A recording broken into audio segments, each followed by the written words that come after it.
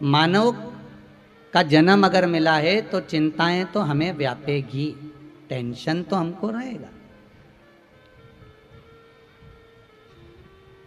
हाँ, संत के जीवन में, गुरुजन के जीवन में अगर मनुष्य का शरीर मिला है तो अच्छे से अच्छा महंत क्यों ना हो, संत क्यों ना हो, पीठाधीश्वर क्यों ना हो, मठाधीश्वर क्यों ना हो, कोई विरक्त से विरक्त भी अगर संत है, तो मानव का अगर शरीर मिला है तो टेंशन तो उसके जीवन में भी है, चिंता उसके जीवन में भी है।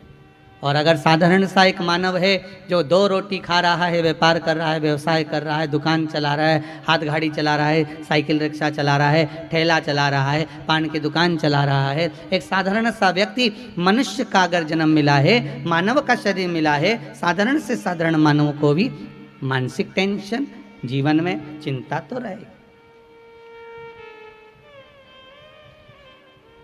एक बात पहले कही थी, आज फिर कहते हैं।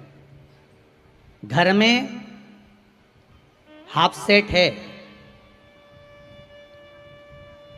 घर में डिनर सेट है, भोजन का सेट भी,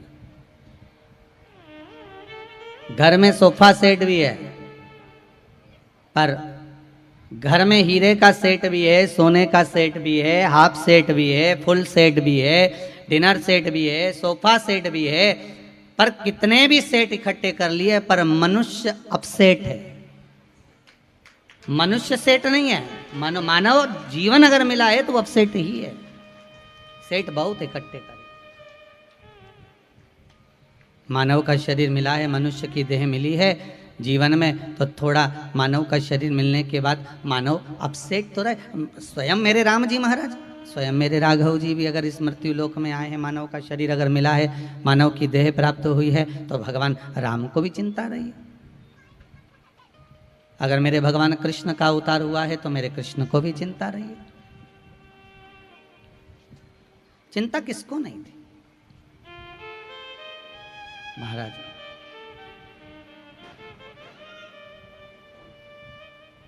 रुक्मणी मैया भगवान कृष्ण की 16,108 रानियों में से एक, पटरानियों में से एक। अब जरा देखिए कि भगवान कृष्ण की रानी होने पर, पटरानी होने पर भी उनको चिंता थी।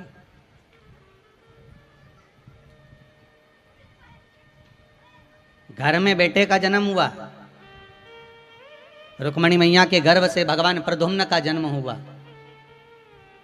श्रीमद् भागवत कथा कहती है, घर में बेटे का जन्म हुआ और बेटे का जन्म होने के बाद 10वें दिन ही बेटे का हरण हो गया। सुनिए कि नहीं सुनी, भागवत जी में सुना है ना कि बेटे का जन्म हुआ, प्रद्युम्न का जन्म हुआ, और प्रद्युम्न का जन्म होने पर 10वें दिन तो बेटे का अपहरण हो गया।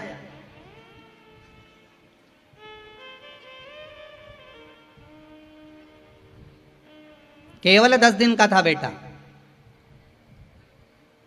और केवल 10 दिन के उस बेटे का हरण हो गया था, केवल 10 दिन का। अब जरा विचार करिएगा, एक माता के पास में सोए हुए पुत्र का 10वें दिन हरण हो जाना, माता कितनी रोती होगी, बिलखती होगी, कितना रोती होगी माँ, कितना बिलखती होगी माँ।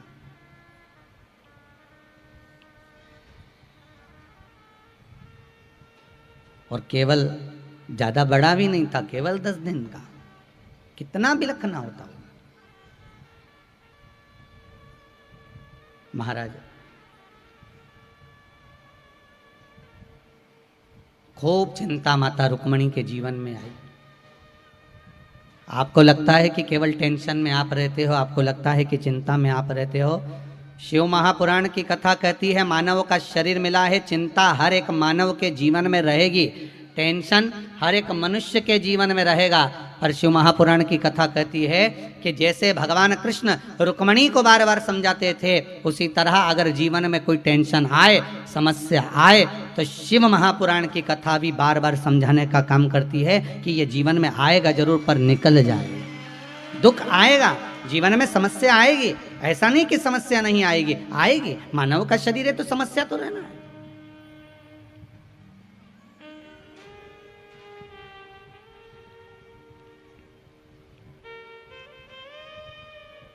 रुक्मणी मैया खूब रोई, अब देखो भगवान कृष्ण की धर्मपत्नी रो रही हैं, उधर राम जी महाराज की कथा को उठाकर देख लो तो माता सीता रो रही हैं। समस्या आई कि नहीं आई माता जानकी के साथ में?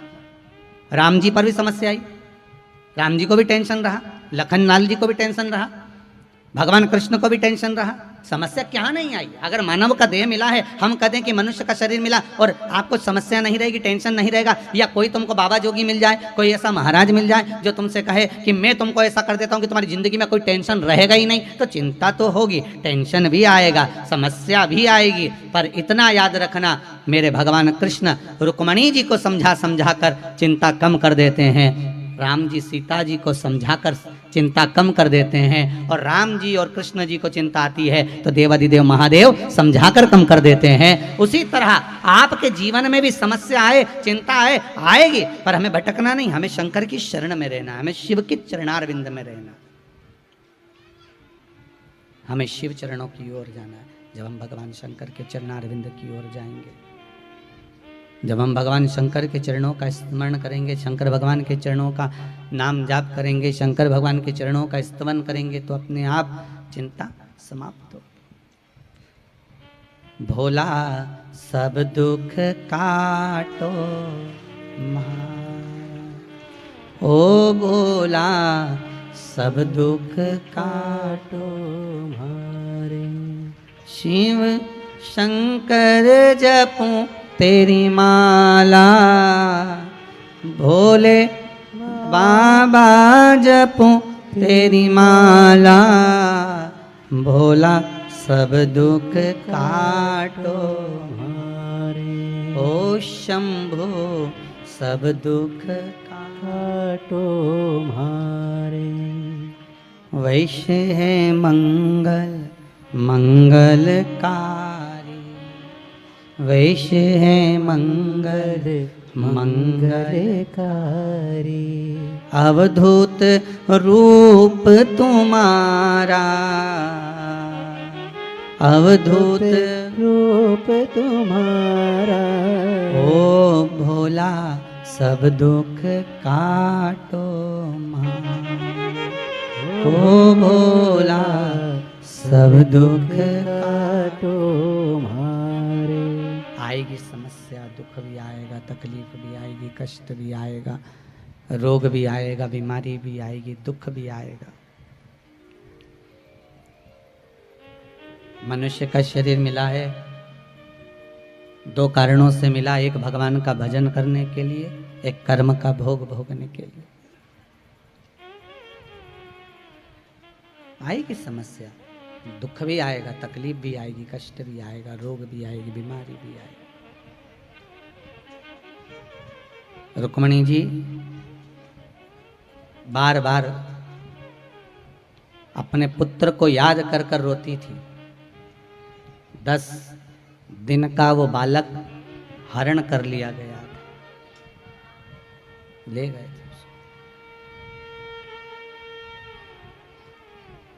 चले गया वो।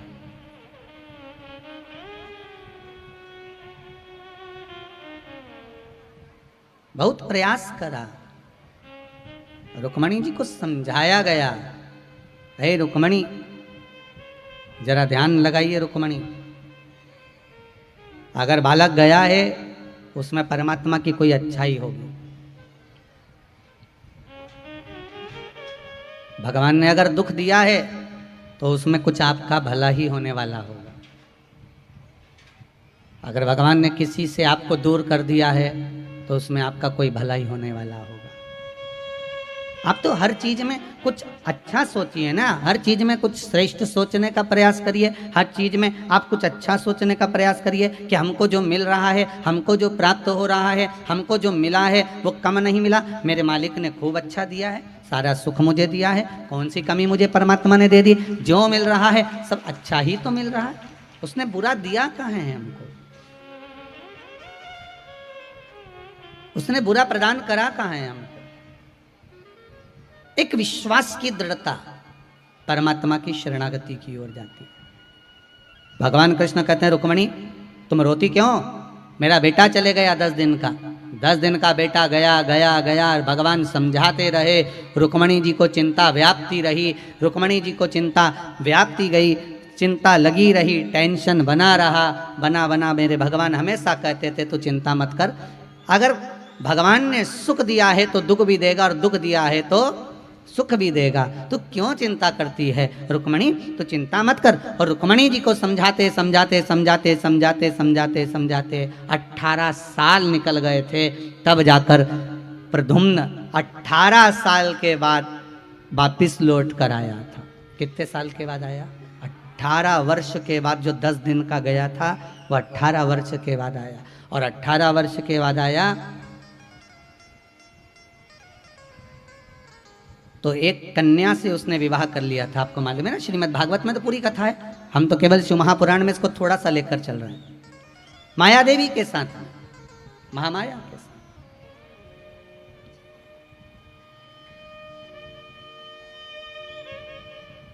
जो शमरासुर के यहाँ भोजन बनाने का काम करती थी उसके साथ में विवाह कर लिया। अब बालक वापिस आ गया तो प्रसन्नता होना चाहिए कि नहीं होना चाहिए? जम के तो बोलो। 18 साल के बाद आया, प्रसन्नता होना चाहिए। पर थोड़ी सी प्रसन्नता थी। और जैसे रुक्मणी जी ने देखा कि ये विवाह कर कर आया है, और जिससे विवाह कर कर आया है ये तो इस प्रद्युम्न से 20 साल बड़ी है।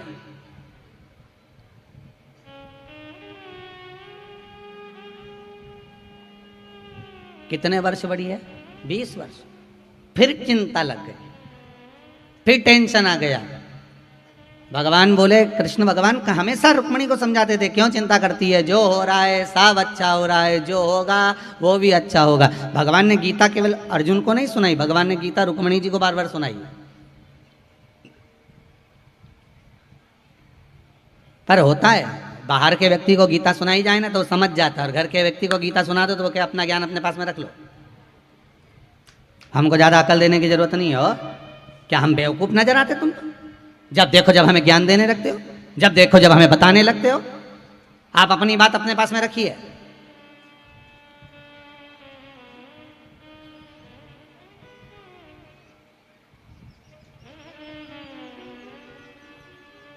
एक बाहर का व्यक्ति को अगर आपने ज्ञान दिया होता है, एक बेचारा एक पंडित जी, एक ब्राह्मण देवता, एक कथाकार एक गांव में गए। गांव में जाकर उन्होंने कहा, भैया हमको यहाँ कथा करना है, महाराज हमें यहाँ कथा करना है, यहाँ पर कथा करवाओ हमारी। तो इतने में गांव के लोग बोले, हमारे यहाँ कोई कथा मथा कोई सुनता नहीं महाराज जी, आप तो रहने दो। इतने में पंडित जी ने तो कह दिया, जजमान कथा तो करवाना पड़ेगी, तुम हमारे यजमान हो, तुम्हें कथा करवाना पड़ेगी। क्या करना पड़ेगा? तुम तो एक दरी बिछा दो, और दरी बिछा के एक चौकी रख दो, पाटा, हम इस पे चौरंग पर हम पोथी रख के बाज देंगे, तुम पूरे गांव में खबर करवा दो कि कथा हो रही है।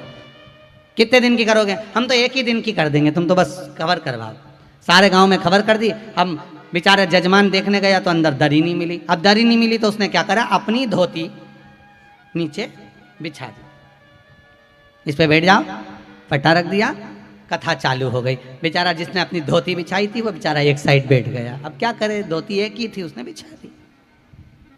अब सब आए, बैठ गए, कथा चालू हुई।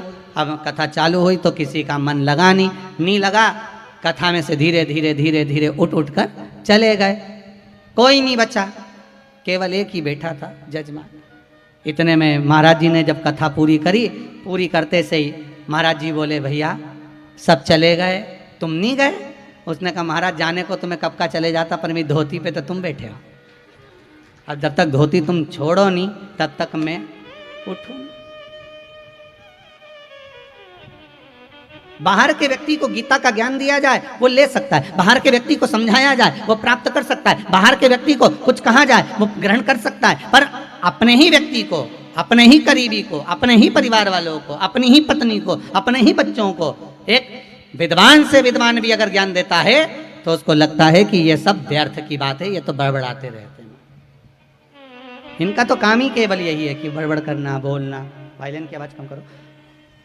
बोलना, बड़बड़ाना, इनका तो काम ही केवल यही है महाराज।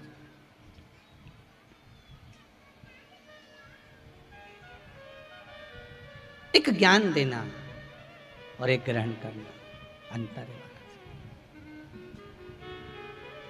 बहुत बहुत ध्यान दीजिएगा महाराज। कह देना, प्रदान कर देना, बोल देना एक अलग बात।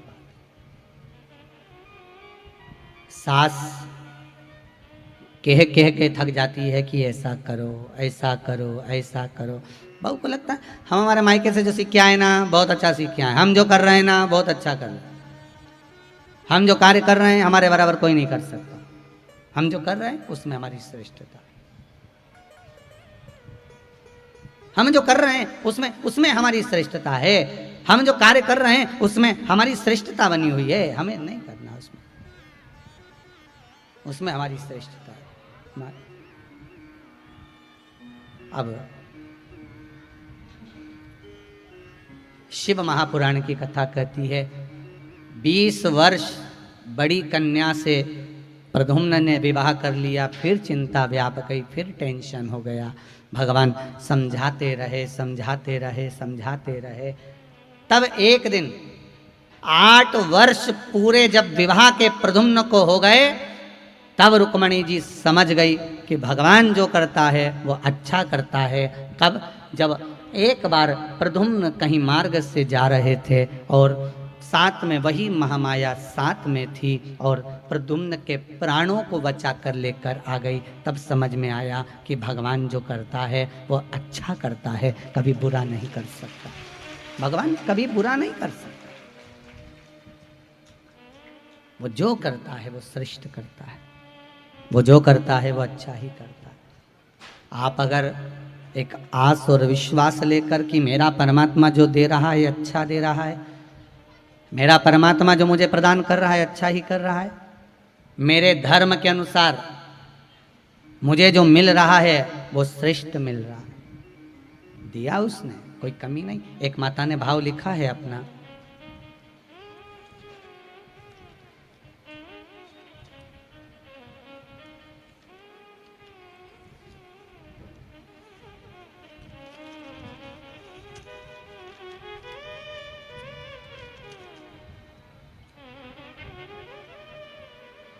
आकांक्षा है कोई, पटना से बिहार से आई है। कहाँ बैठी है बेटी? खड़े हो जाओ, माइक दीजिए जरा। इधर है बेटी, आगे।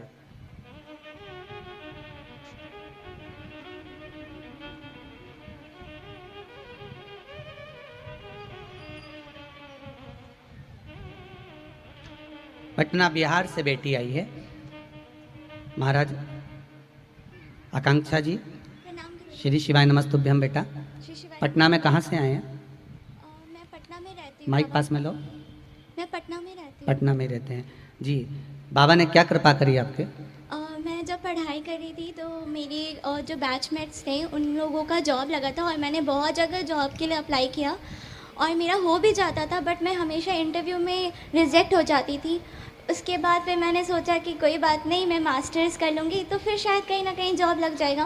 बट बाबा का मैंने पशुपति व्रत किया। उसके बाद बाबा का ऐसा कृपा हुआ कि मेरा ऑन कैंपस ही कॉलेज की तरफ से सिलेक्शन हो गया और मेरा मल्टीनेशनल कंपनी की तरफ से मुझे स्कॉलरशिप मिला और मेरे को साथ साथ जॉब के साथ साथ उन्होंने मुझे मास्टर्स के लिए भी मतलब वो आगे मेरा मतलब पढ़ाई के लिए वो पैसा देंगे। बहुत बढ़िया, बहुत बढ़िया। बाबा ने संभाल लिया, यही भाव। बैठो बेटा, श्री शिवाय नमस्तुभ्यम। और अगर बाबा का आशीर्वाद रहा तो मैं भी शिव पुराण जरूर कराऊंगी। जी जी जी, बाबा कृपा करे। बैठो बाबू, बैठो थैंक यू। बैठो। श्री शिवाय नमस्तुभ्यम।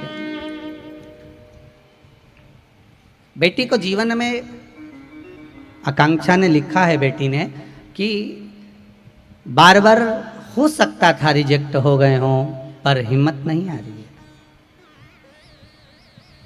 और जब हिम्मत नहीं आ रही तब शिव की शरण गई और भगवान शंकर का पशुपति व्रत का भाव प्रकट किया। जैसा आपको कहा है पशुपति व्रत करने के लिए, पशुपति व्रत किया और उस व्रत का प्रभाव मिला, कम नहीं मिला। फिर अभी फिर कहा है भगवान जो देता है वो छप्पर फाड़ कर देता है, भगवान देने में कमी नहीं रखता। और भगवान जब लेता है तो तन का कपड़ा भी फाड़ लेता है, देता भी खूब जम से है और लेता भी खूब दम से है। मारो वो दिया, साथ में यहाँ तक दिया बेटी को कि जो पढ़ाई करेगी तो उसका खर्चा भी कंपनी उठाएगी, इससे बढ़कर और क्या चाहिए। जहाँ जॉब लगा वही कंपनी। तो ये शिव कृपा बिना नहीं हो सकता। आपका विश्वास प्रबल होना चाहिए, आपका भरोसा दृढ़ता प्रबल होना चाहिए। जब विश्वास और दृढ़ता प्रबल हो जाए तो जीवन का क्यों ना सुख मिले। आप उस भक्ति की ओर बढ़ो तो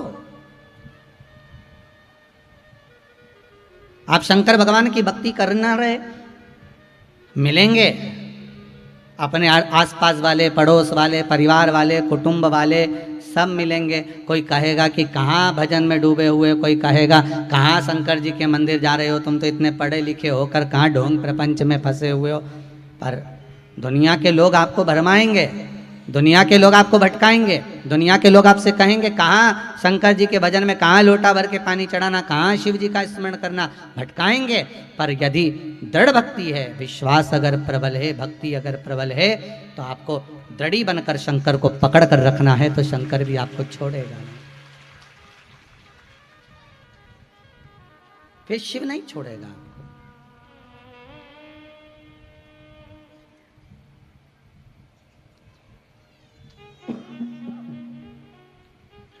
शंकर की भक्ति को धारण करना, शिव भक्ति को अपने जीवन में उतारना और उस भक्ति के बल पर भगवान की शरणागति को प्राप्त करना।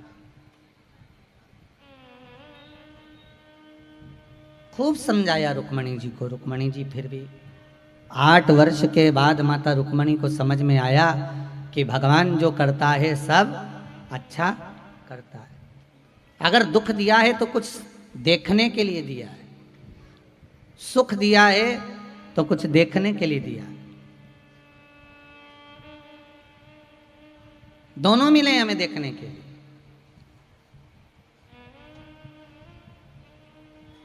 बस उसको प्राप्त करने का तरीका हमको आना चाहिए। हम अच्छा देखें ना,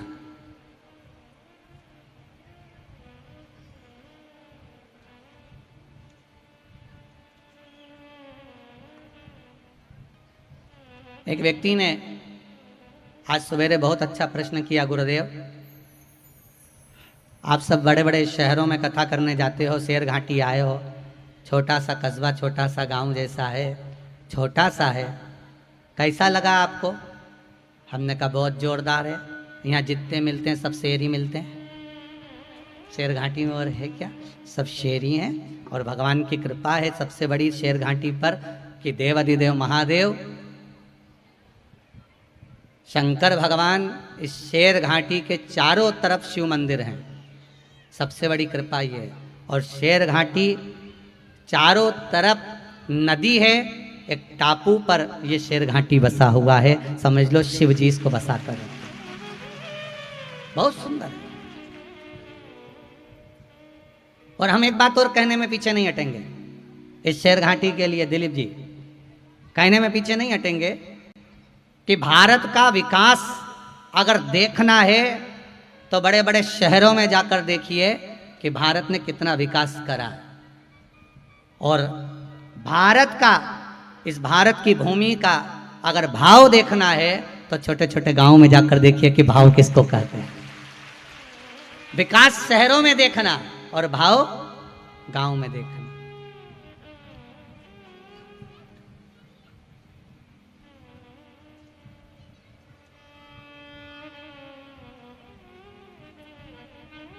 फिर उसने पूछा गुरुदेव शहर में और गांव में क्या अंतर है? हमने कहा एक ही अंतर नजर आया, शहर और गांव में केवल एक अंतर नजर आता है। शहर में कोई संत भी आ जाता है तो उसको भिखारी समझा जाता है। कहां पर, जम के बोलिए जरा।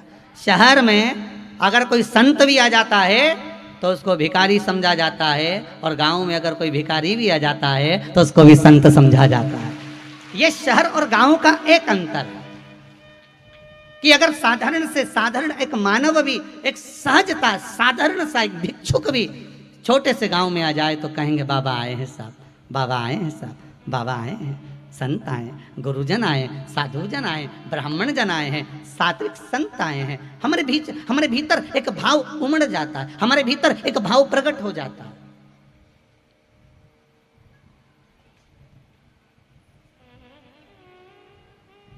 और देखने को मिला शेर घाटी में लोग भाव के बड़े बड़े प्रबल हैं महाराज। भाव इनका। एक बहुत अच्छा भाव यहाँ कहा है,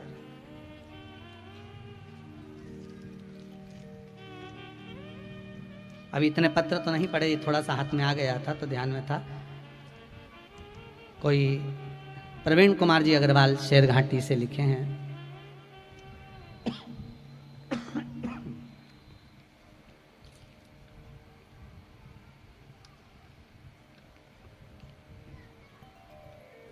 कथा ने शेरघाटी को धन्य कर दिया।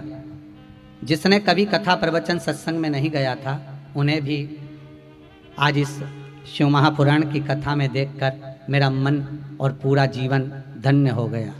जो कथा में नहीं जाते थे वो भी कथा में आए, ये देखकर प्रवीण कुमार जी लिखते हैं कि मेरा जीवन धन्य हो गया इनको देखकर। आपने एक नियम बनाने का बात कही है गुरुदेव, कि शेरघाटी के लोग हों चाहे बाहर के लोग हों, अपने जीवन में एक नियम बनाओ। प्रवीण कुमार जी अग्रवाल जी ने लिखा है कि जीवन में हमारे शेरघाटी की माताएं भाई लोग जब से कथा आपकी टीवी पर सुन रहे हैं तब से इन लोगों ने नियम बना रखा है। शेरघाटी के शिव मंदिरों में लोग नहीं जाते थे, पर अब शेरघाटी का ऐसा कोई मंदिर नहीं जिसमें भगत नहीं, सारे गांव के मंदिर में भगत ही भगत मिलते हैं। ये लिखा है प्रवीण कुमार जी।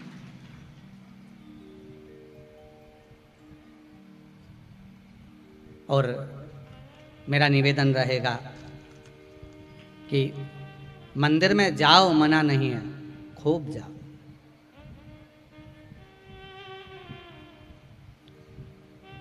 और जो पुराने मंदिर हैं उन मंदिरों की देखरेख, उन मंदिरों का प्रभाव जो प्रबल है वो बना रहे। नए मंदिरों का निर्माण करने की जगह जितने पुराने मंदिर हैं इनको ही एक आनंद प्रदान किया जाए, इनको ही जीर्णोद्धार कर दिया जाए। नए मंदिर बनाने की अपेक्षा हम हमारे बच्चों को, हम हमारे बेटे और बेटियों को इतना संस्कार दें, इतना संस्कार दें कि मंदिर में हमारे बेटे बेटियां भी जाना प्रारंभ कर दें। मंदिर ज़्यादा हो जाएंगे, भगत नहीं जाएंगे तो मंदिर का करोगे क्या? अगर वही मंदिरों में भक्त बढ़ जाएंगे तो मंदिर का तो आनंद वैसे ही बढ़ जाएगा। जो ब्राह्मण देवता वहाँ पूजन कर रहे होंगे, जो पुजारी जी सेवा में लगे होंगे, जब उनको मंदिर में आप जाएंगे, आएंगे, पहुँचेंगे तो उनको भी अच्छा लगेगा, वो भी एक आनंद पाएंगे। तो शिव महापुराण की कथा कह रही है महाराज, भगवान कृष्ण ने रुक्मणी जी को भी खूब समझाया।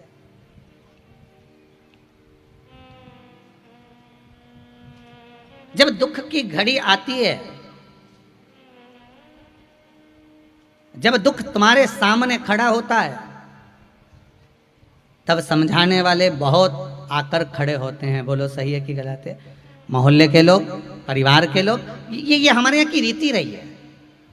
ये हमारे हिंदू धर्म की क्या, संपूर्ण विश्व में जितने भी धर्म होंगे सारे धर्मों की रीति है कि दुख यदि आपको आया तो आपके मोहल्ले के लोग आपको समझाएंगे, क्यों रो रही है, अब क्या होगा, अब तो हो गया जो होना था, अब तो शांति रख लो, अब भगवान का भजन करो, अब क्या रखा है संसार में, अब जो होना था वो तो हो गया। लोग ऐसा ज्ञान देते हैं, समझाते हैं और समझाने के बाद चले जाते हैं। समय की घड़ी किसकी नहीं आती, जब उसके यहाँ दुख आता है तो जो आपको समझा रहा था, अब अगर उसके यहाँ तकलीफ आती है तो आपको जाकर समझाना पड़ता है। पर आपके समझाने से व्यक्ति समझ जाता है क्या? आपके समझाने से व्यक्ति समझ जाएगा क्या? दुख की घड़ी में किसी के समझाने से कोई नहीं समझता। दुख की घड़ी में केवल एक समझाने वाला होता है, वो मेरा देवाधिदेव महादेव होता है, जो सामने खड़े होकर समझा देता है। अगर वो देवाधिदेव महादेव नहीं होता, अगर मेरा शंभू, मेरा शंकर इस दुख की घड़ी में समझाने वाला नहीं होता, तो शायद दुनिया के लोग जिनको खो देते हैं उनको भूल नहीं पाते। अगर समझाने वाला शिव ना होता तो। और केवल शंकर मेरा ओघड़दानी अगर खड़ा है तो आपके दुख में भी है और आपके सुख में भी है, दोनों जगह। माता अंजना, शिव महापुराण की कथा कहती है, जिनके गर्भ से संतान नहीं हुई, माता अंजना के गर्भ से संतान नहीं हो रही है, औलाद नहीं है, संतान नहीं है। आज माता अंजना अपने मायके को गई और मायके को जाने के बाद गौतम बाबा से कहा, पिताजी मेरे घर में संतान नहीं, औलाद नहीं, मैं क्या करूं?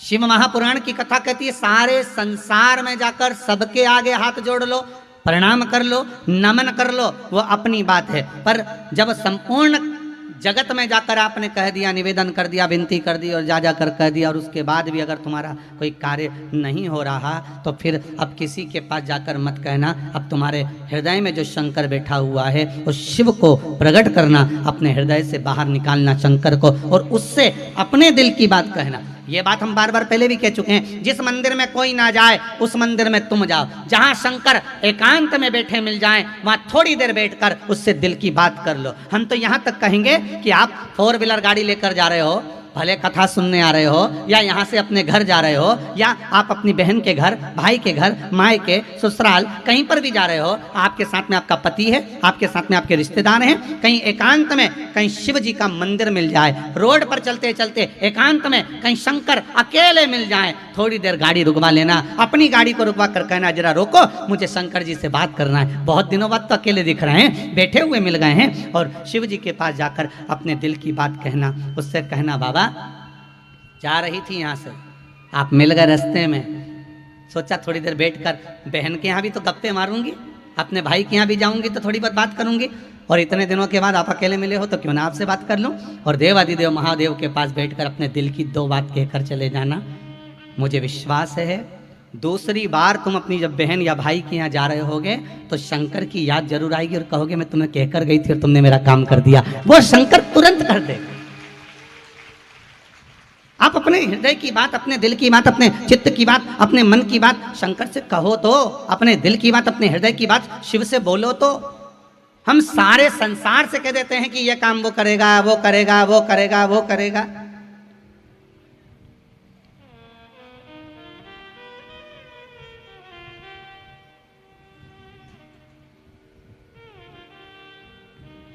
सबके हाथ जोड़े हमने, भैया हमारा ये काम कर देना, भैया हमारा वो काम कर देना, हम कब से फोन लगा रहे थे आपको, आप हमारा ये काम कर देना। सबको बोलो, बोल कर देख लो एक बार दुख की घड़ी में कि हमारा ये दुख है, आप मिटा दोगे क्या? हमें कोई ये तकलीफ है, आप मिटा दोगे क्या? जब कोई ना मिटाए तब शिव की शरण जरूर जाए, तब वो घरदानी के पास जरूर जाए। हम अपने कर्म से वंचित ना हो। एक बेटा बेटी माँ बाप की नहीं सुनते तो माँ बाप का मन दुखता है कि नहीं दुखता? अरे बोलो, जम के बोलो जरा, दुखे कि नहीं दुखे? दुखे ना। अगर बेटा बेटी नहीं पूछें, बेटा बेटी नहीं माने, बेटा बेटी को समझाया, कहा, उसके बाद भी अगर बेटा बेटी नहीं मानते, नहीं पूछते तो माता पिता का मन दुखता है, माता पिता का हृदय रोता है। हम भी तो उस परमात्मा की औलाद हैं, हम भी तो उस देवाधिदेव महादेव की औलाद हैं। माता के गर्भ से जब जन्म दिया था दोनों मुष्टिकाएं बंद थी, दोनों मुष्टिकाएं बंद। प्रतिज्ञा करी थी माँ के गर्भ से बाहर निकाल दो, मैं तुम्हारा भजन करूंगा, भजन करूंगा, भजन करूंगा। और माता के गर्भ से जब बाहर निकले, मैं तो भोजन करूंगा, भोजन करूंगा, भोजन करूंगा। भजन तो गायब हो गया, भोजन में लग गए। भगवान को भी कितना दुख होता होगा कि प्रतिज्ञा कर कर गया था, मैंने सोचा था क्या करेगा, जाकर मेरा नाम लेगा, भजन करेगा, कीर्तन करेगा, स्मरण करेगा, संकीर्तन करेगा, नाम जाप करेगा। पर भगवान को क्या मालूम था कि मृत्यु लोक में जाकर भटक जाएगा, मार्ग से विच्छिन्न हो जाएगा। कहीं कहा था भजन करना, लग गया भोजन में। कहा था सत्संग में चले जाना, लग गया फिल्म में। भगवान भी तो सोचेंगे। एक बेटा माता पिता के कहने पर नहीं चलता तो बेटा, जब माता पिता के कहने पर नहीं चलता तो माता पिता का मन दुखता है। और भक्त एक सांसारिक मनुष्य जब मेरे देव अधिदेव महादेव के कहने पर नहीं चलता तो महादेव का भी मन दुखता है कि मैं बैठा हूं तो क्यों चिंता करे तू। उसको पाना बहुत सरल है, सहज है। केवल आपका विश्वास, आपकी दृढ़ता, आपका भरोसा पक्का होना चाहिए। शिव कथा कर रही है, मां अंजना पहुंच गई, अपने पिताजी के पास जाकर निवेदन कर रही हैं पिताजी से, पिताजी मेरे गर्भ से कोई संतान नहीं, मेरे गर्भ से कोई औलाद नहीं, यदि आप कृपा करेंगे, आप करुणा करेंगे तो हो सकता है कोई ऐसा उपाय मेरे जीवन में मिल जाए जिससे मुझे संतान की प्राप्ति हो जाए। देखिए, गौतम बाबा पुत्री अंजना को कह रहे हैं कि तुम शंकर भगवान की आराधना करो। कई लोगों के मन में एक भाव प्रकट हो जाता है कि सियोर वाले महाराज उपाय बताते हैं या टोटके बताते हैं या ये करो या वो करो, ऐसा बताते रहते हैं। तो केवल सियोर वाला महाराज अकेला नहीं बता रहा, यहाँ शिव महापुराण में लिखा है कि अंजना माता के गर्भ से जब संतान नहीं हुई तब गौतम ऋषि के पास जाकर पूछा कि गौतम बाबा बताओ संतान कैसे होगी।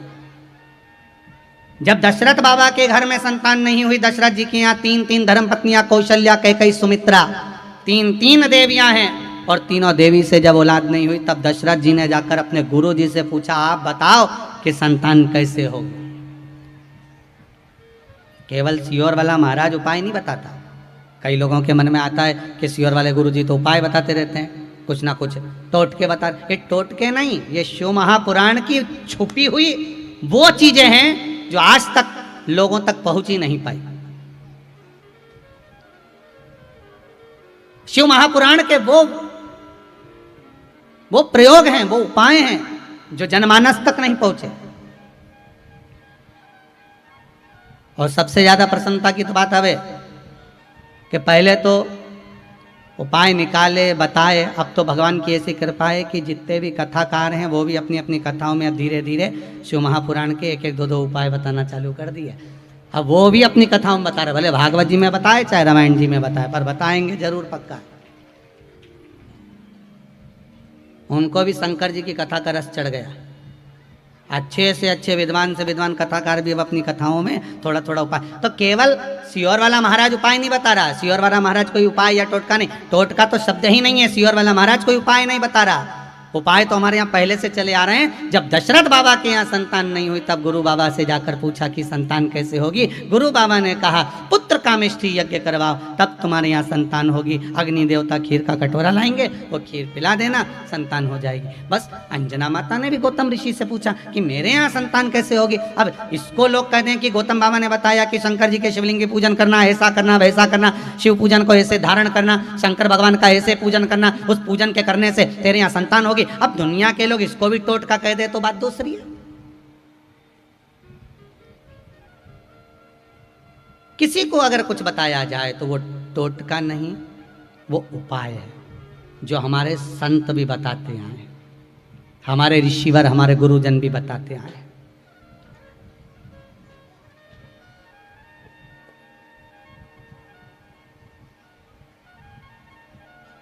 हमारे ऋषिवर भी बताते हैं कि आप ये कर लीजिए।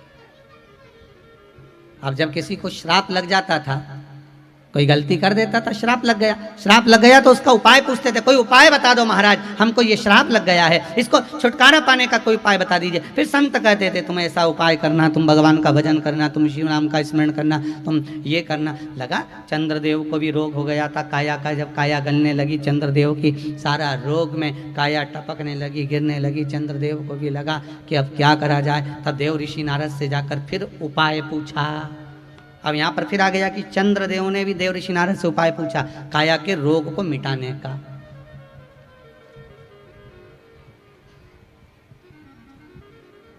पूछा गया,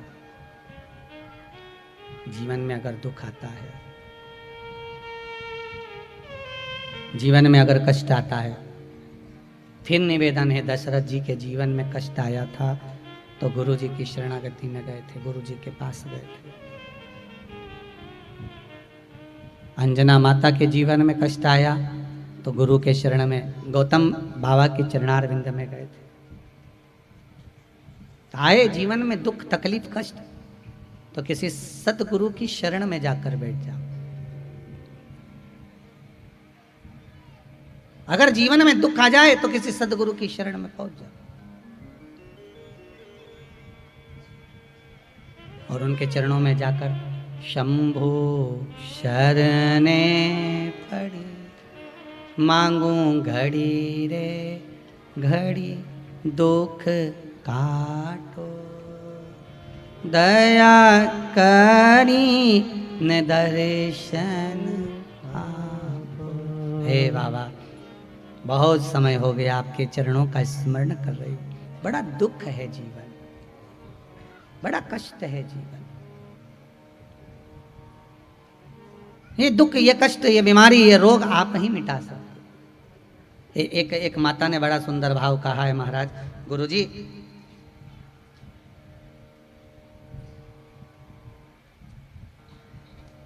आशा देवी हैं, माधेपुरा जिला से आई हैं। कहाँ बैठी हैं? जरा माइक दीजिए।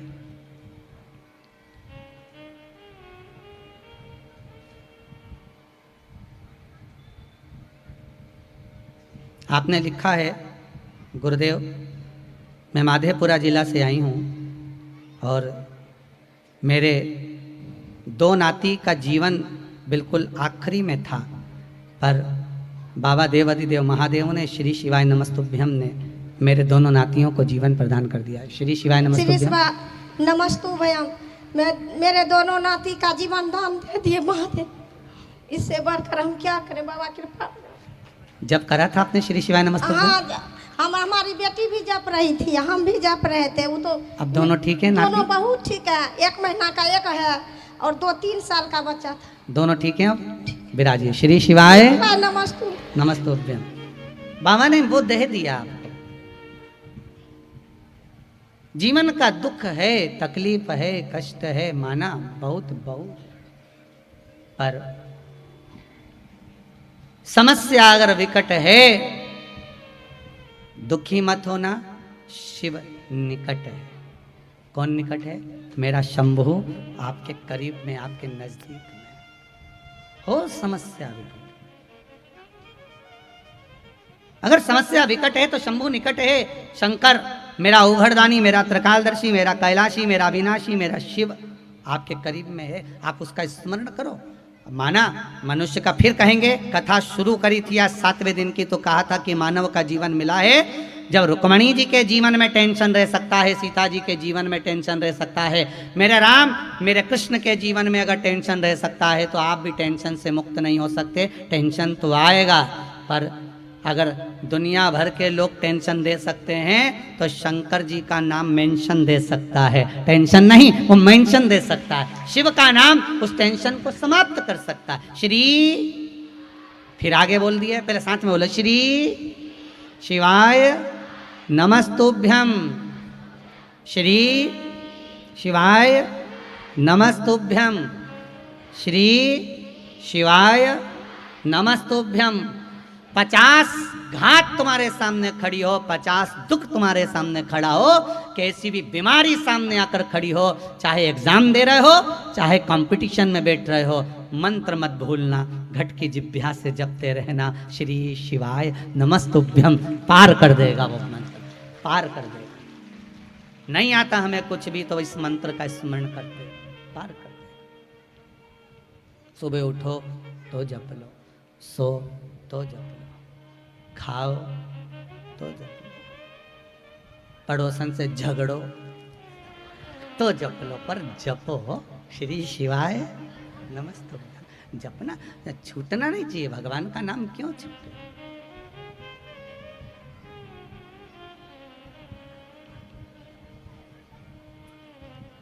किस लिए छूटे महाराज? और आएगा वो हमारे दुखों को हरने के लिए। अंत समय प्रभु आना पड़ेगा, वचन दिया तो निभाना पड़ेगा। आता है आप सब लोगों को? पहले सुना है? तो जरा साथ में एक लाइन सब लोग गाइए। अंत समय प्रभु पड़ेगा, वचन दिया तो निभाना पड़ेगा। हम तो सोचे थे शेर घाटी वालों को आता ही नहीं बोलना, और आज मालूम पड़ा 7वें दिन की तुम लोग बोलते भी हो। है? हमको तो लग रहा था कि हम ही बोलते हैं, तुम सुनते हो। कोई बात नहीं, अगली बार जब कथा करने शेर घाटी आए तो तुम सब यहाँ, हम वहाँ पर हो। आनंद तो तभी आए ना, थोड़ा थोड़ा होना चाहिए, चेंज होता रहना चाहिए, है थोड़ा थोड़ा। अंत समय प्रभु आना पड़ेगा, वचन दिया तो आना पड़ेगा। पर शेर घाटी में जो कुछ दर्शन हुआ बहुत अच्छा हुआ, पर सबसे ज्यादा आनंद तो प्रसाद में आया। क्या जोरदार आनंद आया, और सबसे ज्यादा आनंद आया उस दिन जिस दिन खीर बटी। क्या बटी थी? वो दूध चावल की खीर बटी थी ना, उस दिन देखा हमने एक माता जी प्रसाद लेते, देना तो अब इसको लगा कोई पैठा मेठा हो तो झोली में भी डाल ले, पर इसने लिया, देना। जब गाड़ी से चले तब समझ में आया कि दूध तो नीचे रह गया, चावल ऊपर रह गया। तब समझ में आया कि प्रसाद जोरदार बटा, कुछ भी हो प्रसाद जोरदार मिला है। हर हर महादेव। शिव कृपा तो है शेर घाटी वालों पर, हो भगवान की बड़ी। हम सोच रहे थे आखिर क्यों ऐसी कृपा कर दी कि वहाँ कहाँ सीहोर, वहाँ से यहाँ गया बिहार, शिव महापुराण की कथा। तो बाबा आप लोगों का भाव देखकर बुलाया है शंकर जी ने कि चलो यहाँ शिव कथा होना, यहाँ कथा का स्मरण होना। बाबा ने भाव देखकर बुलाया। अच्छा, थोड़ी थोड़ी जलन तो इन पटना से जितने आए ना, इनके भी हृदय में हो रही होगी, हमारे यहाँ क्यों नहीं हुई। जितने लोग पटना वगैरह से आए हमारे यहाँ भी होना थी, पर शेर घाटी में हुई। पर कोई बात नहीं, आप आकर अर्जी लगाए हैं बाबा को, तो बाबा वहाँ पर भी पहुँचेगा जरूर, ये भी पक्का है, बाबा बुलाएगा, वहाँ भी होगा शिव कथा का स्मरण। अंत समय प्रभु आना पड़ेगा, वचन दिया तो आए ना आए प्रभु कुटुंब हमारा, आए ना आए प्रभु कुटुंब हमारा। अंत समय भोले आना पड़ेगा, अंत समय भोले आना पड़ेगा। बस यही अंदाजा आपके जीवन में रखना। श्रीमद् भागवत कथा में श्री वेद व्यास जी वर्णन करते हैं, सुखदेव जी महाराज राजा परीक्षित से कहते हैं, परीक्षित रुक्मणी मैया से भगवान कृष्ण ने कहा, रुक्मणी जी से स्वयं मेरे ठाकुर कहते हैं कि कह दो रुक्मणी जी से कि तू श्रृंगार करके जगदम्बा के मंदिर पहुंच जा, मैं तुझे लेने के लिए वहां पहुंच जाऊंगा। कहा था भगवान ने, भागवत जी में है, रुक्मणी जी जगदम्बा के मंदिर पहुंची, माता के मंदिर पहुंची, और भगवान कृष्ण उन्हें लेने के लिए पहुंच गए। शिव महापुराण की कथा कहती है जैसे रुक्मणी जी से कहा था कि तू जगदम्बा के मंदिर पहुंच, मैं तुझे लेने के लिए पहुंच जाऊंगा। भगवान ने ये नहीं कहा रुक्मणी को कि तू श्रृंगार करके घर के बाहर खड़ी हो जाना, मैं तुझे लेने आ जाऊंगा। नहीं नहीं, जगदम्बा के मंदिर पहुंच, मैं तुझे लेने आऊंगा। उसी तरह शिव महापुराण की कथा में भगवान कहते हैं कि जो एक बार शिव महापुराण की कथा के पंडाल के अंदर पहुंच जाता है, मेरा देव अधिदेव महादेव उसके दरवाजे पर पहुंच जाता है, उसके चौखट पर पहुंच जाता है। क्या है ये यहाँ से पर्दा लगा, वहाँ से पर्दा लगा, यहाँ से पर्दा, वहाँ से पर्दा, ऊपर से पर्दा, यहाँ से लेकर वहाँ तक पर्दा, सब दूर से बंद, और तुम उसके अंदर समझ जाओ ये फ्रीज है। क्या है ये? फ्रीज। फ्रीज में दूध रख दो, बेकार होता है? सब्जी, भाजी, फल, जो फ्रीज के बाहर रह गया वो सड़ गया, जो फ्रीज के अंदर रखा वो नहीं सड़ता। तो तुम सब जिंदगी में कभी सड़ने वाले नहीं हो, पक्का। अब जो फ्रीज के बाहर रह गए, तुम्हारी बात चल रही है, इधर दिखाना भैया जरा खिड़की में, वो सामने इन्हीं की चल रही है, फ्रीज के बाहर वालों की, हो तुम्हारी ही चल रही है। जो फ्रीज के बाहर रह गए, दिक्कत इन्हीं की है। अब ये सोच में पड़े कि अपना क्या होगा कालिया, दिक्कत वहां लगे हुए है जो भीतर है। और आज तुमसे कोई पूछे ना कि तुम घर जाओ और जब कोई तुमसे पूछे कहाँ गई थी तो कहना फ्रिज में बैठी थी, परंतु उसको बता देना कौन सा फ्रिज था, नहीं तो वो भी जाली निकाल के अंदर बैठ जाए और मालूम पड़े आफत मोल ले ले ऊपर निपटी निपट जाए, अपना नाम आ जाए दादा इनका क्या। तो इसलिए उसको बोल देना कहाँ बैठी थी, कह देना शिव महापुराण के उस पंडाल में बैठी थी जिसमें मैं जिंदगी में कभी सड़ नहीं सकती, मेरी आत्मा की शुद्धि वहाँ हो गई, या आत्मा का कल्याण हो गया, मुझे शंकर मिल गया, ओघड़ दानी प्राप्त हो गया। ये वो स्थान है जहाँ शंकर मिल जाता है। अंत समय प्रभु आना पड़ेगा और वचन दिया तो निभाना पड़ेगा। बस आप उसके दरवाजे तक पहुंच गए, मेरा शंकर आपके दरवाजे तक पहुंच गया। चिंता दुख तकलीफ। अंजना माता स्वयं गौतम बाबा से जाकर कहती हैं पिताजी मेरे हृदय को दुख है, मेरे यहाँ संतान नहीं है। आपने डॉक्टर से जाकर कहा कि मेरे घर में संतान नहीं है, आपने अपने रिश्तेदारों से कहा मेरे घर में संतान नहीं है। कभी आपने किसी एकांत में जो शंकर बैठे हों देवालय में शिव जी के पास जाकर कहना भोलेनाथ 10 साल मेरी शादी को हो गए, 12 साल हो गए, 15 साल हो गए, 20 साल हो गए, बाबा से भी तो विनती करो एक बार जाकर कि मेरे यहाँ संतान नहीं है, मेरे घर औलाद नहीं।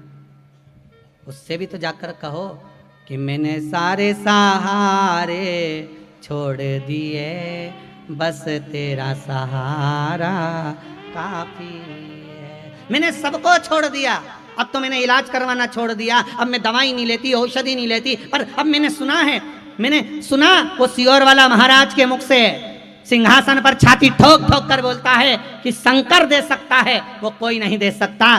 तो अब मैं तुम्हारी शरण में आई हूँ। मैंने सुना है कि कईयों की झोलियाँ आपने भर दी, लक्ष्मी की भी औलाद नहीं थी, उसको भी अपूर्ण कह दिया था उनके पति ने। तब माता पार्वती ने अपनी गोदी का गणेश लक्ष्मी की गोद में डाल दिया था। तो आप भी मेरी गोदी में कुछ दे दो। आप शिव से तो जाकर कहो, आप शंकर से तो जाकर कहो, एक बार उस ओघड़दानी से, त्रिकालदर्शी कैलाशी अविनाशी मेरे शंभू से जाकर प्रार्थना तो करो। हम कहते नहीं है, बस हम सोचते हैं कि हम तो बस अपने आप कुछ ना कुछ मिल जाए।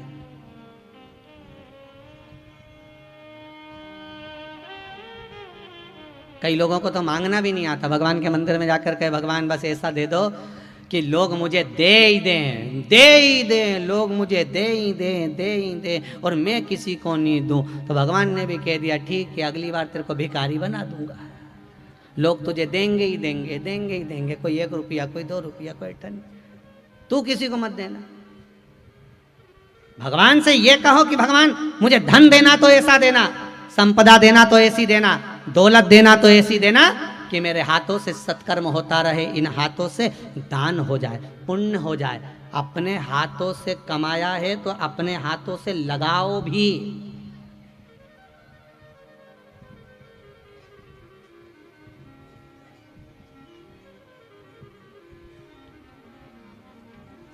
अपने हाथों से अगर कमाया है तो अपने हाथों से लगाओ, सत्कर्म करो, दान करो, पुण्य करो।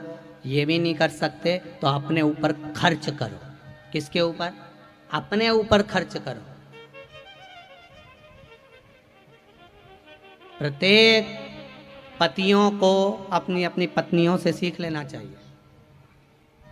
प्रत्येक पतियों को अपनी अपनी पत्नियों से सीख लेना चाहिए कि जब भी उसको देखो तो उसके मुख पे फरमाइश रहती है चलो मैं थोड़ा सा सामान खरीद लाऊंगी, चलो मैं थोड़ा सा ले आऊंगी। और तुम दिन भर सुबह 8 बजे से लेकर रात को 10 बजे तक कमा रहे हो, एक जोड़ पेंट शर्ट ना जाने कब तक चला रहे हो, एक रुमाल जो जेब में रखा वो की पूरे फुंदे निकल गए, सारे फुंदे समाप्त। मोजे जो पहनता है उसमें से अंगूठे बाहर निकल गए, पर एक मोजा खरीद कर नहीं ला रहा। कपड़े भी ऐसे यहाँ की पूरी कॉलर गल गई, पर बदलूंगा नहीं, चाहे कुछ भी हो जाए। कमा कमा के किसके लिए कमा रहे हो? मत दान करो। कौन कह रहा है कि तुम दान करो? कौन कहता है कि तुम पुण्य करो? मत दो तुम दान, मत दो किसी को 1 रुपया भी, पर अपने ऊपर तो खर्च करो रे भेरू, अपने ऊपर तो खर्च करो।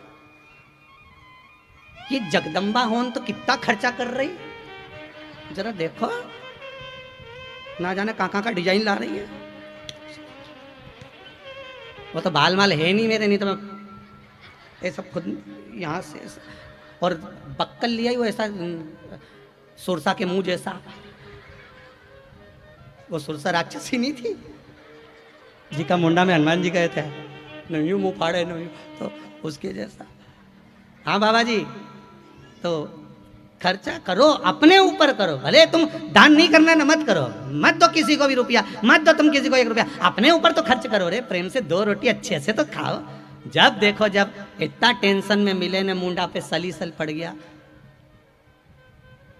बोलिए बोलिए, कुछ बोलना चाहते हो? देव जरा माइक दो भाई, पहुंचाइए।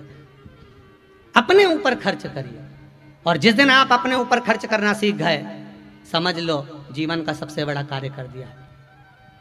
अपने ऊपर खर्च करिए और ध्यान दीजिएगा अपने जीवन में जितना आप कमा रहे हो, अपने पत्नी को, अपने बच्चों को और आप सबसे कहकर रखो कि इसका एक अंश थोड़ा सा दान धर्म पुण्य संकीर्तन सत्संग स्मरण में लगाते रहो, लगाते रहो, सत्संग स्मरण में लगाते रहो। श्री शिवाय श्री नमस्तुभ्यम। शिवाय नमस्तुभ्यम बाबा। बाबा श्री शिवाय नमस्तुभ्यम। कहाँ से आए जी? बाबा मेरे बगले में घर है सर, अफजलपुर। जी जी जी, नमः शिवाय आपको। बाबा जब से आपका आस्था चैनल पर हम देख रहे हैं बाबा, जी, बिना देखे भोजन नहीं खिलाता है। अरे वाह वाह, बहुत बढ़िया, जोरदार। और बाबा आपने बीच में सीहोर से 2 दिन रात में टाइम दिए थे। जी जी, रात में वो पूर्णिमा शिव महापुराण। जी जी। तो उसी बीच में बाबा हमको बनारस जाना था जी।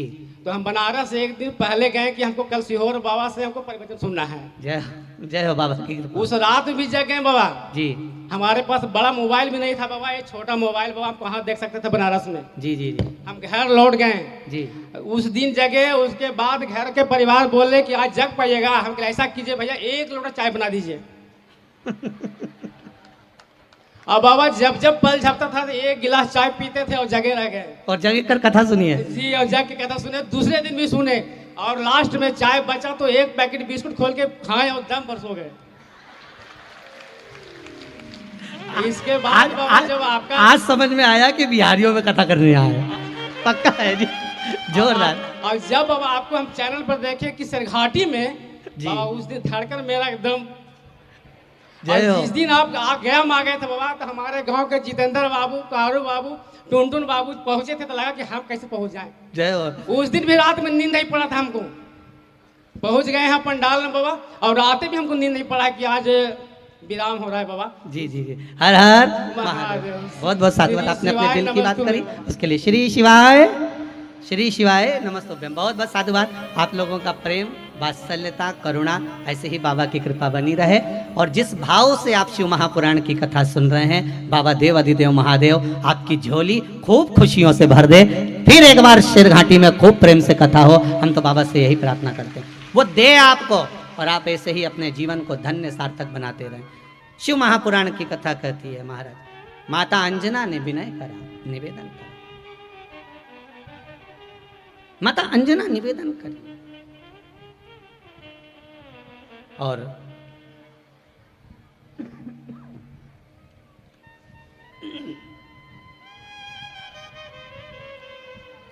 थोड़ा सा कार्यकर्ताओं से निवेदन करूंगा कि जगह नहीं हो तो पीछे जो जगह है गली पीछे वाली, जहाँ से लोग बाहर निकलते हैं, वहाँ पर भी लोगों को बिठा दो। माताएं खड़ी ना रहें, बैठते जाओ। पीछे जहाँ गली है ना, जहाँ से बाहर निकलते हैं, उस गली में भी लोगों को बिठा दीजिए। श्री शिवाय नमस्तुभ्यम। भगवान देव अधिदेव महादेव, ओघड़दानी, त्रिकालदर्शी, कैलाशी, अविनाशी, माता अंजना स्वयं गौतम बाबा से निवेदन करती हैं, पिताजी संतान नहीं है मेरे, आप कृपा करिए। और ऐसी करुणा गौतम बाबा ने करी। गौतम बाबा ने जो बताया अंजना माता को कि शंकर का पार्थिव शिवलिंग का निर्माण करो, उस पार्थिव शिवलिंग का निर्माण कर कर शिव की आराधना करो और भगवान शिव से निवेदन करो। पार्थिव शिवलिंग का निर्माण।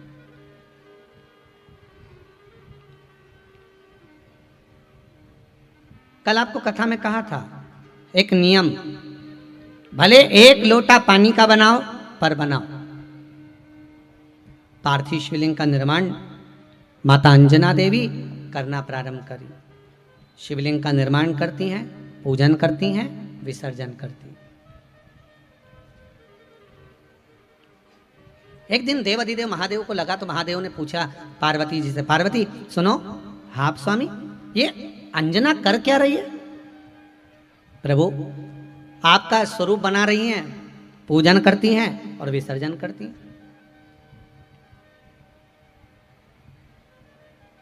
आपके स्वरूप का पूजन कर रही हैं, विसर्जन कर रही हैं।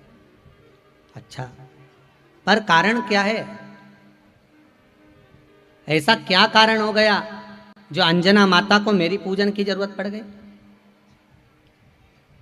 व्यक्ति के जीवन में जब दुख आता है तब वो शंकर भगवान की पूजन करे तो शिव जी सोचते हैं कि आखिर क्या जरूरत पड़ गई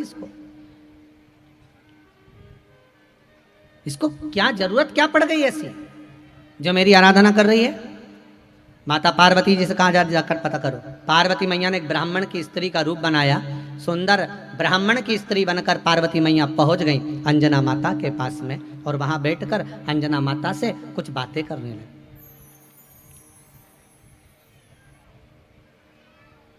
वहां बैठकर बात करने लगी और पूछा, क्या बात है अंजना, तुम रोज शिवलिंग का निर्माण करती हो, रोज शंकर भगवान का शिवलिंग का निर्माण कर रही हो और रोज शिवलिंग का निर्माण कर कर पूजन कर कर उसका विसर्जन कर रही हो, आखिर बात क्या है?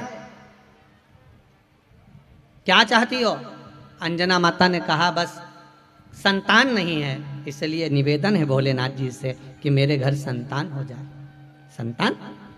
इतनी सी बात के लिए तुम पूजन कर रही हो? हाँ, कैसा संतान चाहिए, कैसा पुत्र चाहिए? अंजना माता ने कहा, जिस देव अधिदेव महादेव की मैं पूजन कर रही हूं, बस उसी महादेव के जैसा पुत्र चाहिए। अंजना माता के शब्द सुनकर पार्वती मैया शिव जी के पास वापिस आ गई। बाबा भूतनाथ भूतेश्वर भगवान शंकर ने पूछ लिया, पार्वती जी हो जाई? हाँ प्रभु, क्या बोल रही हैं? तो अंजना माता कह रही हैं कि जैसे आप हैं वैसा की वैसे ही पुत्र चाहिए, आपके जैसा ही। शंकर भगवान मन में सोचे, अब ये वर तो अंजना माता को कोई नहीं दे सकता कि मेरे जैसा पुत्र चाहिए, क्योंकि मेरे जैसा ढूंढना भी मुश्किल है। और सबसे बड़ी बात तो है, अगर कहीं का मिल भी जाएगा तो ऐसा मिलना चाहिए अमर। कैसा? अमर, जो कभी मरे ही ना, किसी के प्राणी ना छूटे, ऐसा पुत्र भी तो ढूंढो जिसके प्राण ना छूटे। अब पार्वती मैया ने कहा, भोलेनाथ जी अभी आपकी लीला तो आप ही जानो, आप जानो कि आपको क्या देना। और महाराज अंजना माता ने हाथ जोड़े शिव जी से विनय करी, पार्वती मैया ने प्रार्थना करी। पार्वती मैया शिव जी से बोली, अगर आपकी आराधना कोई करता है तो उसकी झोली कभी खाली नहीं रहना चाहिए। वो आपकी आराधना कर रहे हैं और आप झोली खाली रखें, ये कहाँ तक है? कहाँ तक? जाओ। देवाधिदेव महादेव पार्वती जी से कहते हैं, अंजना को कह दो तो चिंता मत कर, तेरा गर्भ ठहरेगा। शिव जैसा दूसरा तो नहीं आएगा, शंकर का ही एक अंश अंजना माता के गर्भ से हनुमान बनकर प्रकट हो जाएगा। एक अंश हनुमान बनकर प्रकट होगा। कहो अंजना, अंजना जी को कहो। अब अंजना माता के पास में जाकर पार्वती जी ने कहा, आप शिव की आराधना करते रहो, आपका गर्भ जरूर ठहरेगा। छोड़ना मत ही। अगर जीवन में एक बात याद रखना, अगर तकलीफ है, एक माता जी ने इसमें प्रश्न किया है, गुरुदेव मैंने एक बार पशुपति व्रत कर लिया, मेरा मन करता है कि मैं दूसरा भी पशुपति व्रत करूं, तो क्या लाइन से कर सकती हूं? मना नहीं करो, पर बीच में कम से कम 1 या 2 व्रत छोड़कर फिर करो। एकदम लाइन से पशुपति व्रत मत करते जाना कि 5 पूरे हुए फिर 6ठे से फिर चालू कर दिया, 7वें से फिर चालू कर दिया, ऐसा पशुपति व्रत नहीं। बीच में कम से कम 1 या 2 हफ्ते का विश्राम होना चाहिए। 2 सोमवार कम से कम छोड़ना, इसके बाद में फिर पशुपति व्रत करना। मतलब अगर लाइन से करना चाहते हो तो बीच में 1-2 पशुपति व्रत के लिए 1-2 सोमवार छोड़ना पड़ेगा, तब आप करिए। तुम करती रहो अनुष्ठान, आप भगवान शिव की आराधना करते रहो, शिव सुनेगा, जरूर सुनेगा। आप उससे निवेदन करते रहो।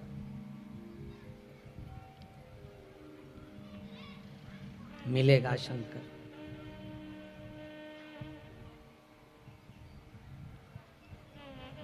और समय आया, विनय करी मांजना ने शंकर भगवान का स्वरूप का तेज पुंज माता अंजना के गर्भ में पवन देव के माध्यम से भेजा गया, गर्भ ठेर गया।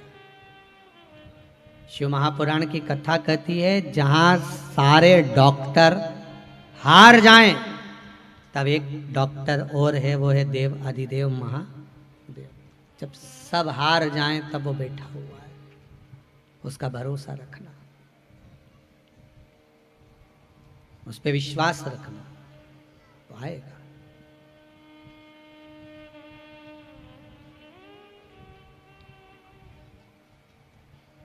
उसका स्मरण करते रहो और हृदय से उसको याद करते रहो। हृदय से, जब दिल से याद करोगे तो प्राप्त हो। ओ काशी के भोलेनाथ, मने थारी याद सतावे, हिच क्या ना रोके भोलेनाथ, हिच क्या ना रोके भोलेनाथ, मने थारी याद सतावे रे। ओ काशी के भोलेनाथ, मने थारी याद सतावे रे।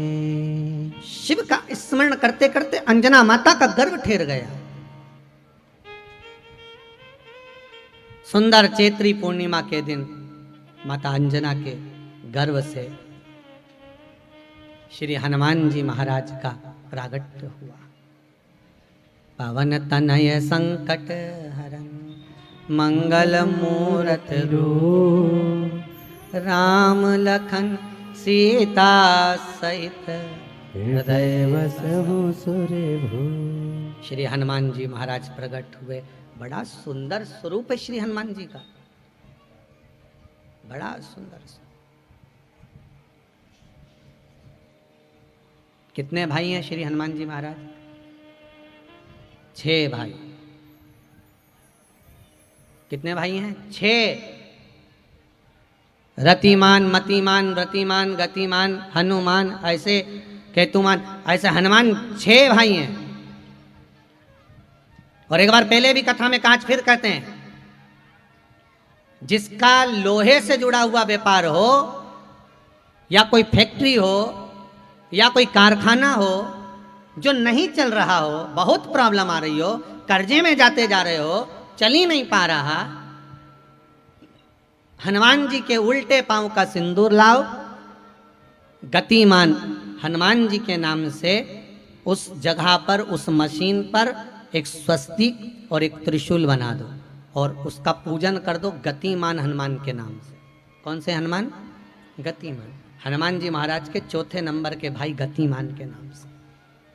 वो फैक्ट्री, वो मशीन फिर कभी दिक्कत नहीं देगी, वो बढ़ती चली जाएगी। अगर आपका ट्रेवल्स का काम है, गाड़ियों का काम है, ट्रक का काम है, बस का काम है, छोटी छोटी गाड़ियों का काम है, नहीं चल रहा, तो हनुमान जी महाराज के 3रे नंबर के भाई वृत्तिमान, क्या नाम है?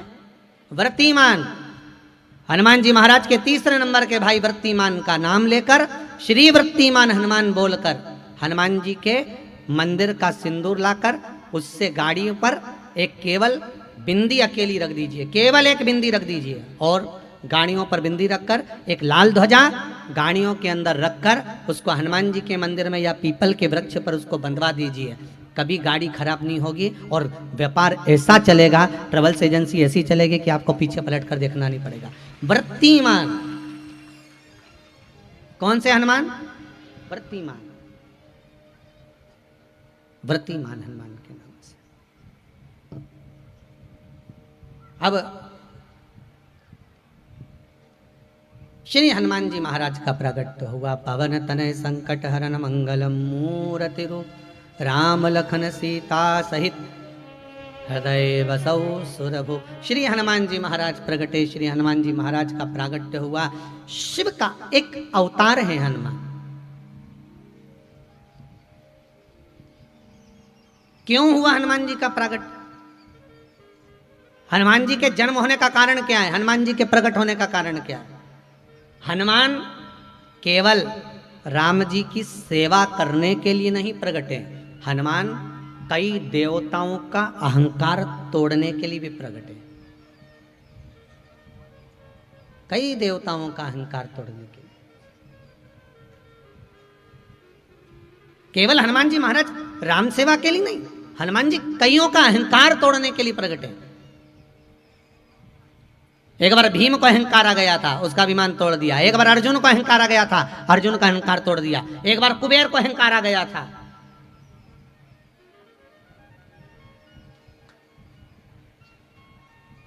जब राम जी महाराज अयोध्या में निवास कर रहे थे, माता जानकी उनके पास में बैठी हुई थी और उसी समय पर आकर विभीषण ने आकर कह दिया था, महाराज कुबेर को अहंकार आ गया है। कुबेर को अहंकार? हाँ, किस बात का अहंकार आ गया? श्री राम जी महाराज ने विभीषण से पूछा, तुम लंका में निवास कर रहे हो तो आज तुम्हें यहाँ कैसे आना पड़ा?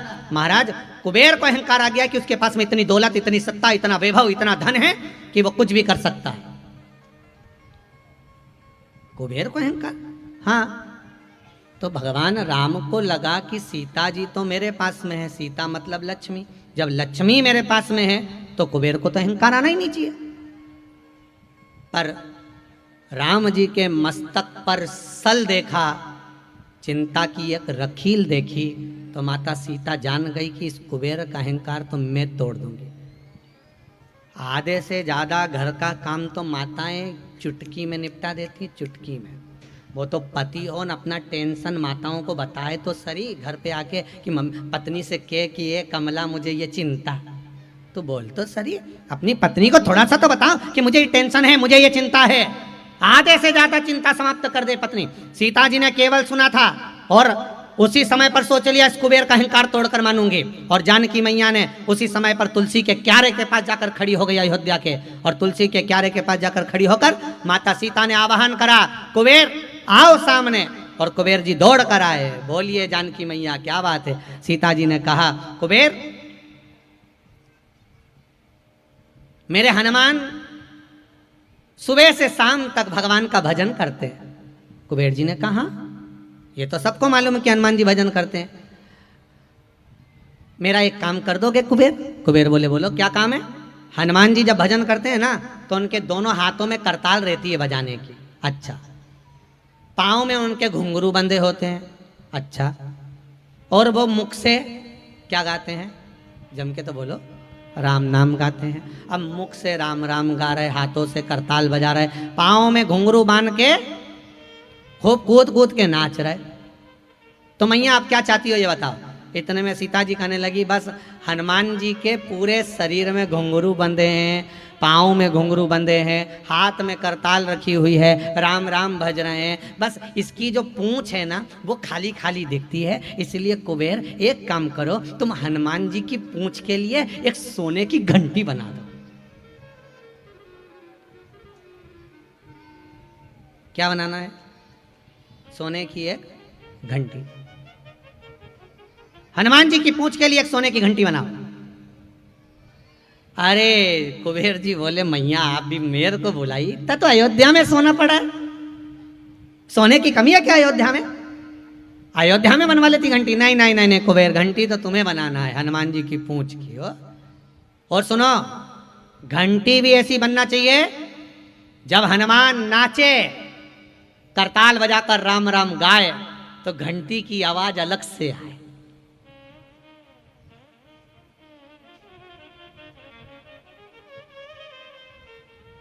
जब गाए तब आवाज आई। और महाराज छम छम नाचे देखो वीर हनुमान, छम छम नाचे देखो वीर हनुमान, कहते हैं लोग इसे राम का दीवाना, छम छम नाचे देखो वीर हनुमान। हनुमान जी जब नाचे तो ये घंटी अलग से बजना चाहिए, इस घंटी का स्वर अलग होना चाहिए, इस घंटी का नाद अलग से होना चाहिए। ठीक है। कुबेर जी कहने लगे मैं अभी घंटी बनवा के लाता हूँ। इतने में तो तुरंत कुबेर जी महाराज गए और कुबेर महाराज घंटी को बनवा कर लेकर आए और हनुमान जी की पूंछ में बांधा। अब पूंछ में जो घंटी बांधी, पूंछ में जहां बंधी थी, पूंछ में इतने बाल थे, घंटी कहाँ छुप गई मालूम ही नहीं पड़ी। कुबेर जी महाराज ने देखा कि हनुमान जी जब भजन कर रहे हैं तो वो घंटी का आवाज तो आ ही नहीं रहा। सीता जी बोली कुबेर तुमने कहा था घंटी बनाएंगे, ये कैसी घंटी बनाई है? कुबेर जी बोले मैया छोटी बन गई, मैं अभी और बड़ी बनवा के लाता हूँ। अब की बार कुबेर जी गए तो इतनी बड़ी घंटी, अब घंटी क्या थी तो घंटा था, इतना बड़ा घंटा बना के लाए। अब हनुमान जी की पूंछ में फिर बांधी, अब हनुमान जी की पूंछ में बांधी तो हनुमान जी की पूंछ ऐसी विकराल, ऐसी विकराल।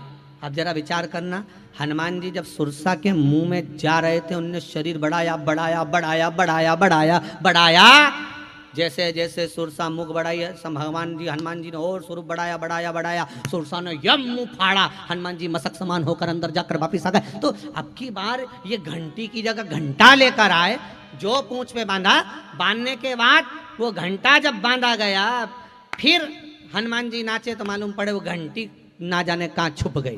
तो कहते हैं 1000 सैनिक कुबेर ने वो घंटे को हनुमान जी की पूंछ के बाल में ढूंढने के लिए लगाया कि घंटा गया कहाँ। तब जाकर मालूम पड़ा कि हनुमान जी की पूंछ के अंदर वो घंटा कहाँ छुप गया था। तब जाकर उस पूंछ में से घंटे को निकाला, मैया ये भी छोटा पड़ गया। सीता जी को तो कुबेर को नीचे दिखाना था, इसका इनकार तोड़ना था। कुबेर जोरदार घंटा बना कर लाओ। अब की बार कुबेर गए तो 1000 कुंटल सोना लगा दिया और एक इतना विशाल घंटा लेकर आए। कहते हैं करोड़ों तो सैनिक लग गए उसको उठाने के लिए और खींच के लेके आके हनुमान जी की पूंछ में बांधा, हनुमान जी की पूंछ में बांधा। अब की बार हनुमान जी जो नाचने गए तो पूंछ के अंदर 3-4 बाल के अंदर वो घंटा बीच में फंस गया। अब वो घंटा फिर नहीं मिला, फिर गायब। कुबेर जी महाराज की आंख में आंसू भर गए। सीता जी से कहा माँ। सीता जी बोली बोलो क्या बात है कुबेर? कुबेर जी बोले मैया मैं हर बार घंटी बना कर लाता हूँ, हर बार घंटी छोटी पड़ जाती है, समझ में नहीं आ रहा। पूरे कुबेर के खजाने में जितना सोना पड़ा था साहब का घंटा बनवा कर लाकर लगा दिया, तो भी हनुमान जी की पूंछ में वो घंटी मालूम ही नहीं पड़ रही। क्या बात है मैया? मुझे लगता है कहीं मुझे अहंकार आ गया था मेरे वैभव पर, इसलिए मेरा वैभव सब शून्य है मैया। इस हनुमान के आगे मैं निवेदन करता हूँ माँ, आप कृपा करो। सीता जी ने कहा कुबेर तुझे अहंकार आ गया था, कुबेर तुझे अभिमान आ गया था, और वो अभिमान तेरा इतना प्रबल था कि तू सब कुछ कर सकता है, उस अहंकार को तोड़ा गया है। तो चिंता मत कर कुबेर, मैं बनवा कर लाती हूँ घंटी। और सीता जी स्वर्णकार के यहाँ जाकर एक घंटी बनवाकर हनुमान जी की पूंछ पर बांध देती हैं। हनुमान जी की पूंछ पे फोटो में तुमने घंटी बंदी देखी है? बोलो तो जरा, देखी कि नहीं देखी? हनुमान जी की पूंछ पर जो घंटी बंदी नजर आती है वो माता सीता जी ने हनुमान जी को बांधी थी, माँ जानकी ने बांधी। तो चिंता मत कर, घंटी बांधी।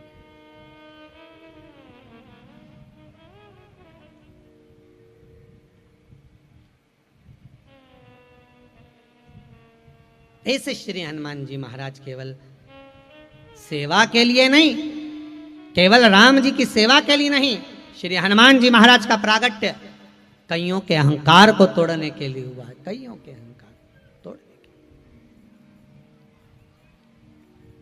साधारण नहीं।